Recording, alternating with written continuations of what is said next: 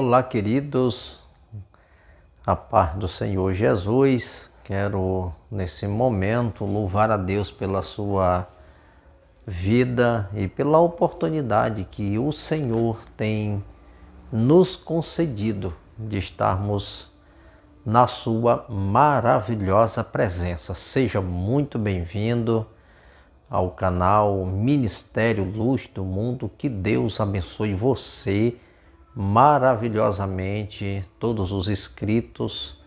Eu quero dizer para você que é sempre um privilégio tê-los aqui conosco no canal e estarei orando pela sua vida para que o Senhor continue abençoando todas as áreas da sua vida, que você possa ser próspero naquilo que você tem plantado, naquilo que você tem colocado como meta, como propósito para a sua vida.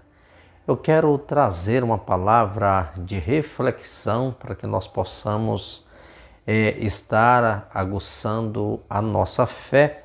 Quando Paulo escreve para os irmãos de Colosso, capítulo de número 2, a partir do versículo 8, Paulo traz instruções para aqueles irmãos, que eles viessem atentar, que eles viessem observar claramente a decisão que eles tomaram em servir ao Senhor. E é tão importante que quando nós tomamos uma decisão para servir, para seguir, para sermos de fato servos do Senhor Jesus, discípulos de Jesus, nós precisamos trilhar um caminho, que este caminho ele nos aproxima mais e mais de Deus. Então, para que nós possamos trilhar esse caminho, é necessário que nós submetamos observamos alguns quesitos importantes e submetemos ao senhorio de Cristo. Paulo ele recomenda aos irmãos, e observe a leitura do versículo 8, Paulo ele traz uma palavra de advertência. Paulo diz assim: cuidado, para que ninguém vos venha a enredar com suas filosofias e vãs sutilezas, conforme as tradições dos homens, conforme os rudimentos do mundo, e não segundo Cristo. A primeira parte que Paulo traz para os irmãos é cuidado. Vocês devem estar atentos com aquilo que vocês estão ouvindo. Vocês devem observar bem aqueles a quem aproximam-se de vocês e qual é o discurso dele para convosco. É por isso que Paulo ele traz essa advertência, porque naqueles dias estava acontecendo algo que poderia desvirtualizar a fé dos irmãos e poderia levá-los a esmorecer na fé e até desistir da caminhada que eles tinham começado a seguir com Cristo. E Paulo diz: olha, cuidado para que ninguém vos engane com que alguém venha enredar vocês com filosofias vãs, para que vocês não venham se deixar ser conduzidos por ritos ou tradições. É importante que a filosofia naqueles dias ela era muito forte. Os conceitos filosóficos, essa ideia que as pessoas tinham acerca dos seus das escolas filosóficas daqueles dias. E isso ainda estava muito enraizado na mentalidade de muitas pessoas.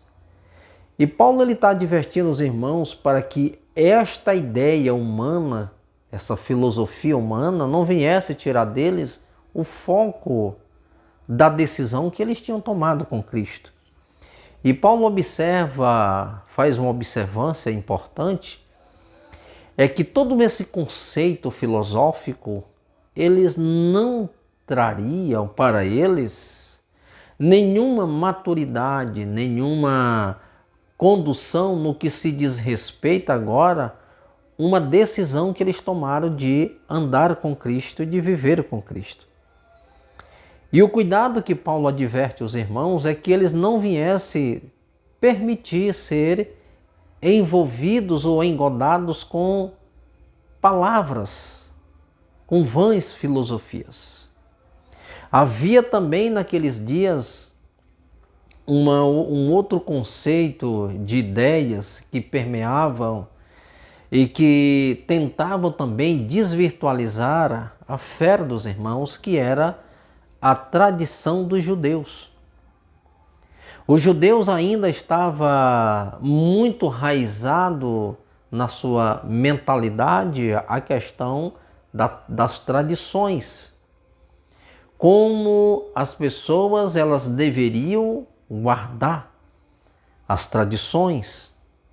E no ministério de Jesus, e isso foi um dos debates, e por várias vezes os judeus eles indagavam Jesus, eles interrogavam Jesus acerca justamente dessa quebra das tradições. Se você observar Mateus capítulo número 15, você vai observar que um grupo de judeus, eles se aproximam de Jesus e diz: Senhor, por que os teus discípulos, ele quebra, o versículo 2, ele quebra as tradições dos anciões que ao comer os teus discípulos, eles não lavam as mãos.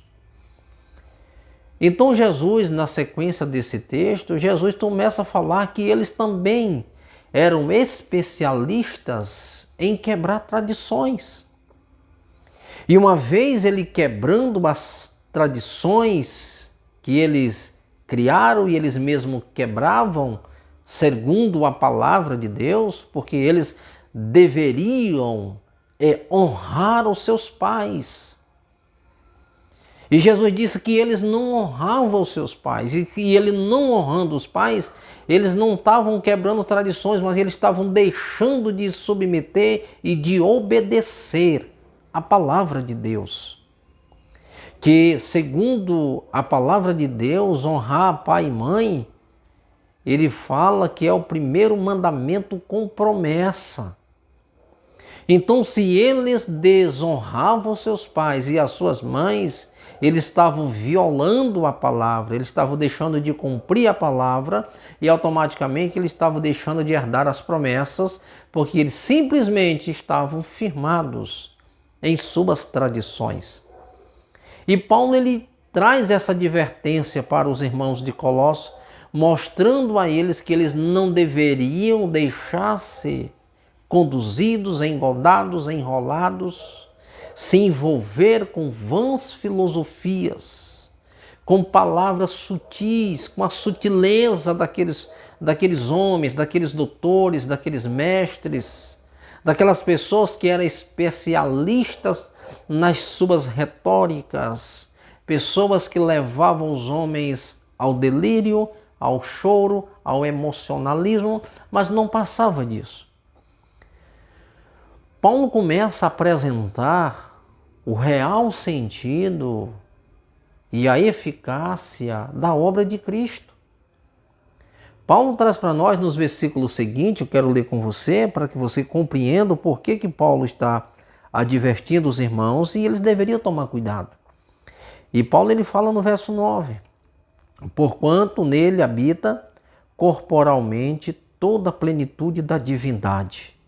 Também nele estás aperfeiçoados. Ele é o cabeça de todo principados e potestade. Nele também fostes circuncidados, não por intermédio de mão, mas despojamento do corpo da carne, que é a circuncisão de Cristo.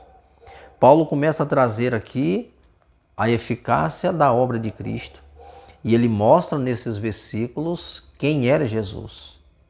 E é por isso que Paulo diz, porque nele habita corporalmente toda a plenitude da divindade. Ele está mostrando quem é Cristo para os leitores. Ele está mostrando que nesse Cristo corporalmente habita toda a plenitude da divindade. Cristo, ele tem todo o poder. Nele há toda a eficácia. Cristo, ele é a garantia, a sustentação, Ele é o motivo, Ele é a razão de vocês agora serem salvos, porque Ele tem todo o poder. Foi Ele quem resgatou vocês da condição que estava. Foi Ele que resgatou vocês das velhas tradições. Foi Ele que tirou vocês desse conceito das velhas, das vãs filosofias, de tudo aquilo que levava o homem simplesmente a uma vaidade, mas isso não mudaria, isso não transformaria a vida desse homem para que de fato ele viessem compreender o processo desse resgate, de pagar essa dívida, que Paulo nos versículos seguintes ele diz que foi Cristo que rasgou o escrito de dívida. Foi Ele que pagou a dívida de vocês.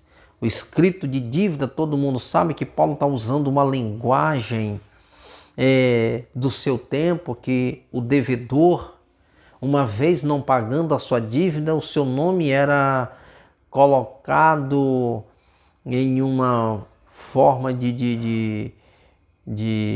colocaria o nome daquela pessoa na venda onde ele tinha comprado, e todos que passavam ali tinham que olhar aquele escrito dizendo que fulano de tal comprou e não pôde pagar, e uma vez a pessoa sabendo disso jamais venderia para aquela pessoa, ou seja, o seu nome estava sujo, ele estava impossibilitado de fazer qualquer compra em um outro estabelecimento.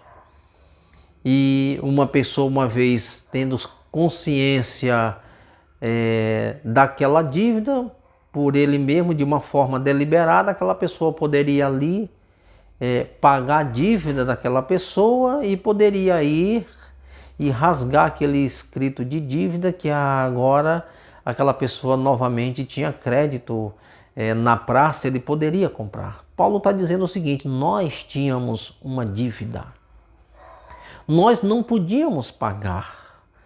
Era impossível que essa dívida ela pudesse ser quitada por nós, porque ela era maior do que a nossa condição de pagar. Ou seja, estaríamos condenados.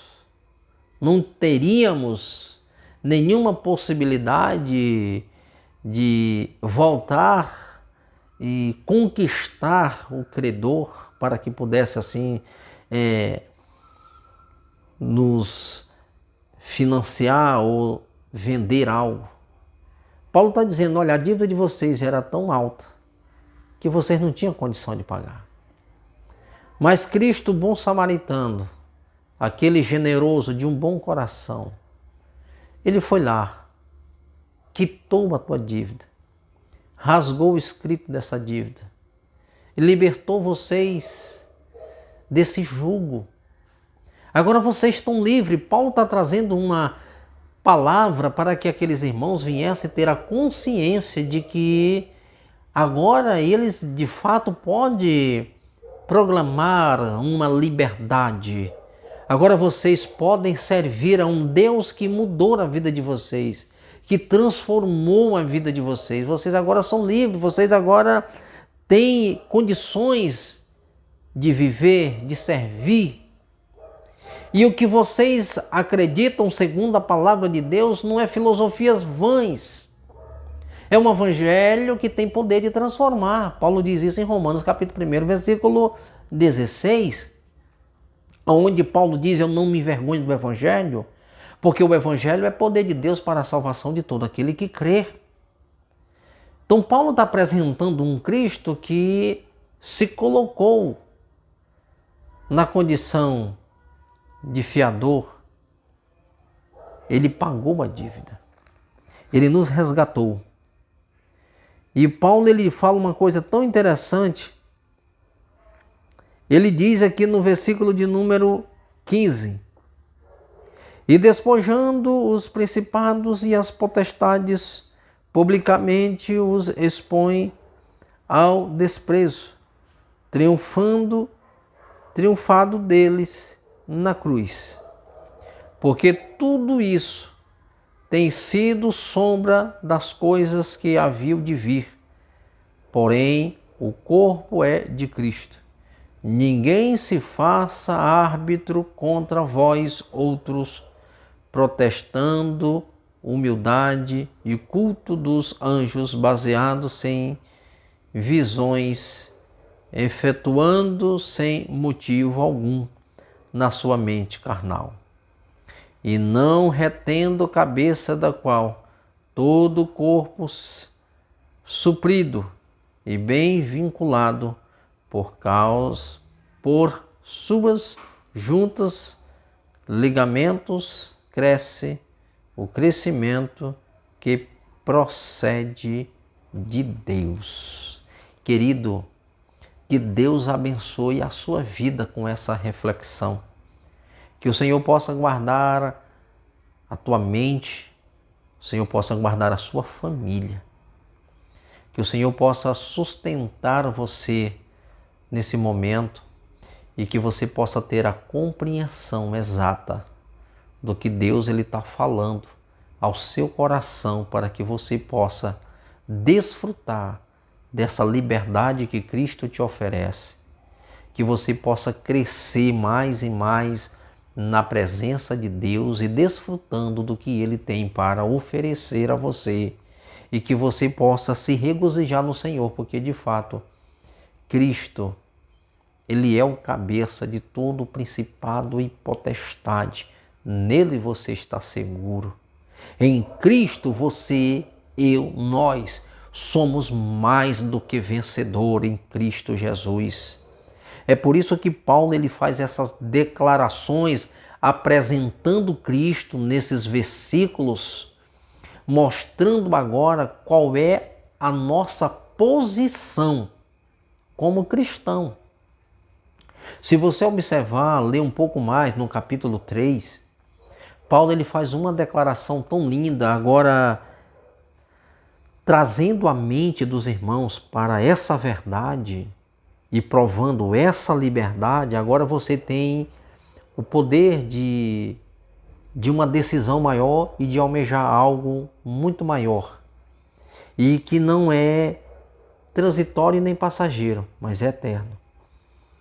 No capítulo 3 ele diz assim: se morreste com Cristo e ressuscitaste com Ele, buscai as coisas lá do alto, onde Cristo vive assentado à direita de Deus.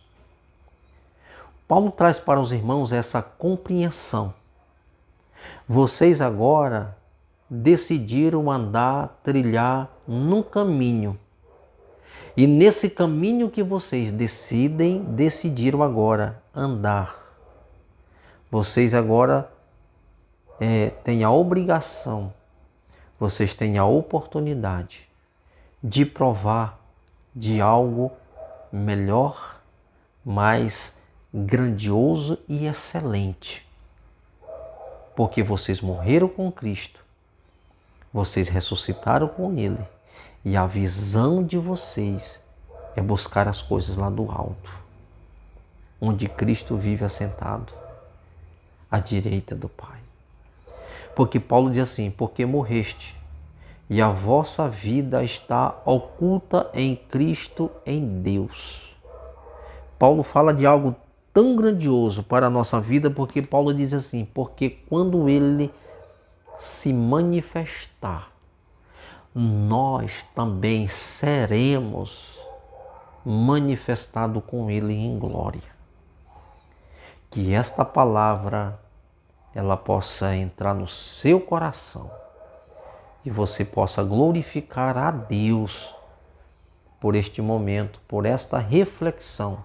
Você agora é uma nova criatura, porque você agora, uma vez morrendo com Cristo e ressuscitando com Ele, a tua disponibilidade é buscar as coisas lá do alto. Querido, você que ainda não é inscrito nesse canal, se inscreva, deixa o seu joinha, comente, que eu vou ler com o maior prazer e estarei orando por você. Eu quero agradecer todos os inscritos Cada pessoa que se inscreve nesse canal me responsabiliza mais ainda em orar pela sua vida, para que o Senhor esteja assim cobrindo você de bênção. Nós, nesses últimos tempos, precisamos estar com essa cobertura de oração, para que o Senhor Jesus esteja nos guardando, nos protegendo, abençoando, abrindo, ampliando os nossos horizontes. E eu creio em Deus que todos os seus planos e projetos que você colocar diante de Deus, juntos oraremos para que o Senhor esteja dando crescimento. Que Deus abençoe a sua vida, em nome de Jesus.